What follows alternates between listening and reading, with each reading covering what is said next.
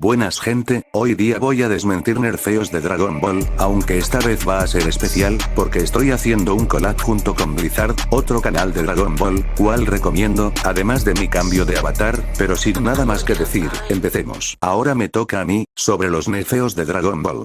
El nerfeo más sonado es que sitios como el Más Allá o Reino Kaio comparten espacio-tiempo con el mundo mortal. Debido a que Goku sí puede sentir el ki en ellos, a diferencia de la habitación del tiempo. Pero esto es erróneo, ya que el Más Allá tiene una posición cosmológica totalmente diferente a la de la habitación del tiempo.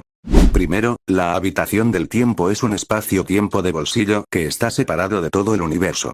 O sea que la habitación del tiempo no forma parte de un mundo o reino. Y también las guías lo perciben como un lugar completamente aislado de todo el universo. Y que fue construido para no sentir las energías desde fuera. Y ningún reino está diseñado así, por lo que eso no debunkea absolutamente nada.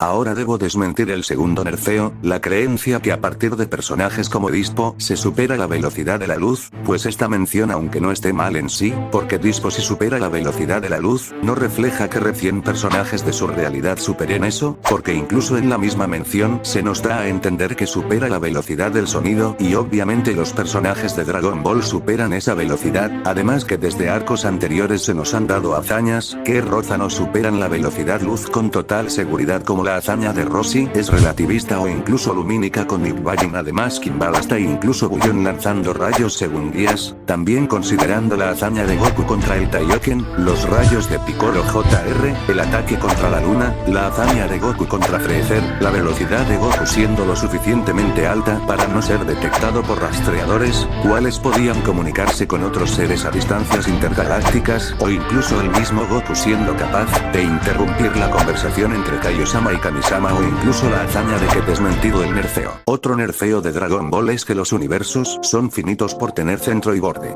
A ver, esto se lo sacan de un diálogo de Bulma, en el que ella dice que para buscar las esferas del dragón, hay que ir al borde del universo para rastrearlas. Confirmando entonces que los universos son finitos. Pero lo que no te dice esta gente es que después Jaco le recrimina a Bulma esa declaración. Diciendo que pensar un centro y borde en un universo donde hay incontables galaxias no tiene sentido. Por lo que la serie intenta plasmarlo de Bulma como una simple especulación y no como algo 100% real. Y sin contar que según las Dais en sus guías aprobadas y supervisadas por Toriyama, te dicen que el universo es un espacio infinito. Así que sí, los universos en Dragon Ball sí pueden ser infinitos. Pues vamos a otro nerfeo repetido cientos de veces en debates, como el considerar la hazaña de Rossi como Outlier, pero esto no es más que una falacia, porque en bastantes momentos durante la serie se nos da a entender la existencia de la hazaña en la continuidad de la obra, además que nunca se agrega algún comentario que desacredite lo expuesto por la hazaña, por lo que nos podemos dar cuenta que la hazaña de Rossi sí tiene sentido al nivel narrativo de la obra, además que en momentos posteriores nos dan feats de nivel mayor, como las guías donde se expone la capacidad de Tenshinhan para partir un planeta o la mención del rey demonio Piccolo. Tras esto, hemos demostrado cómo la mayoría de nerfeos que da el fandom de Dragon Ball ADV resultan ser falsos. Sin nada más que decir, me piro.